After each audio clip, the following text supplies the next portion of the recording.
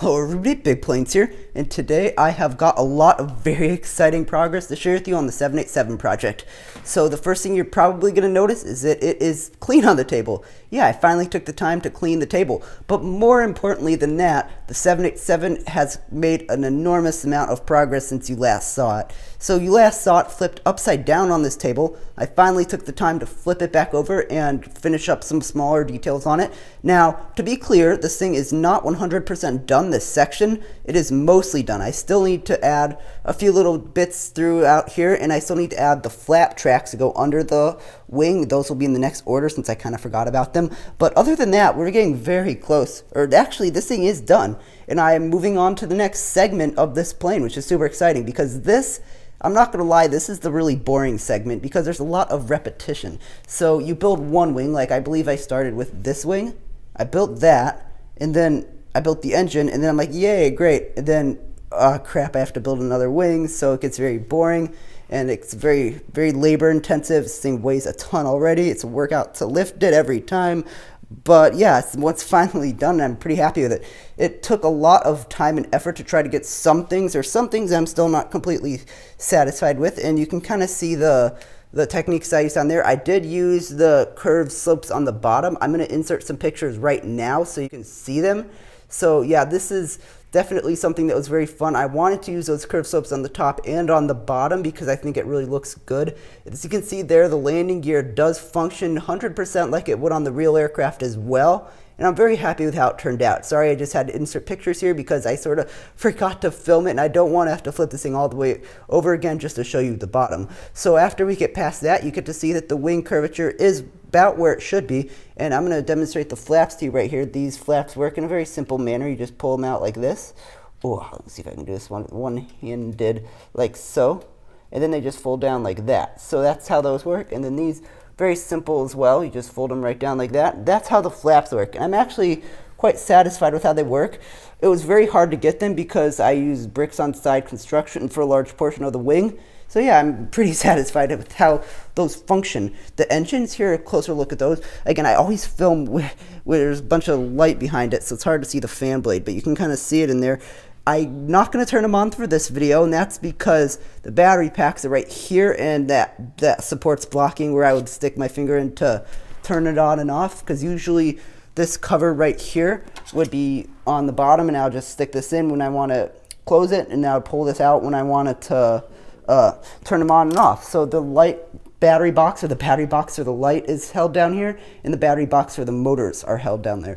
The engines themselves, I'm actually pretty happy with. The clearance for them, I was a little concerned because I thought they were going to be way too large for this plane, but it turns out that they're just the right size, and there's actually, you can see here by my hand, a decent amount of clearance under there. And here's Patrick over here. Sorry about the shaky camera, I'm holding this one-handed. Patrick right here, he's a little bit of scale. You can see just the enormity of these engines. They're absolutely huge. And I think the serrated edges turned out very well. I'm very happy with how those look. And that was a sort of new design I came up with for that. A lot of new things had to happen for this plane, and I'm very happy with it. This thing is absolutely massive, just the overall size. Again, here's Patrick's size, sort of the size of a normal minifigure. You can see him under that wing. He's dwarfed. This wing is even, it's higher off the ground than the 747's wing, and that's because the 787 sort of had a huge, or a very, very steep dihedral, so that makes enough sense as it is. But yeah, this is just really exciting for me. The interior also, it's about the same as you saw it last time. The roof just comes off with one pull of the hand, and you can kind of see the interior. I did clean it up a little bit more since the last time you saw it. I finally got those tiles all the way in, and it's looking pretty good, so I stuck a few minifigures in there. They all do recline, and I'm waiting for those tiles for the IFE's displays in the back of the seats. But yeah, this is definitely something that I'm very happy with how the interior turned out. And I know I've stated this before in this video, but this is not 100% done, so if there's a few little areas that look rough, that's because I'm still getting parts for them. And the flap tracks are also on their way, so hopefully those turn out very well. And yeah, so the next segment I'm going to be working on is the nose, which is right here. You kind of see the size. It's going to be sub-segmented, so right here where this black line is, this is going to be one section, and this is going to be another. This section here, right here, this is where I'm going to house the cargo hold. So this plane is absolutely massive, and since it uses these curve slopes, I can probably pretty easily, or not pretty easily, but I'm going to try to put a cargo hold down here. So that's really going to be exciting. And up here, this section right here, that is going to be where there's just going to be an enormous amount of ballast bricks, because this thing I can already tell is going to be tail heavy. Look at the size of that tail. So I'm going to put a bunch of ballast bricks right here. There's little bricks that weigh a lot.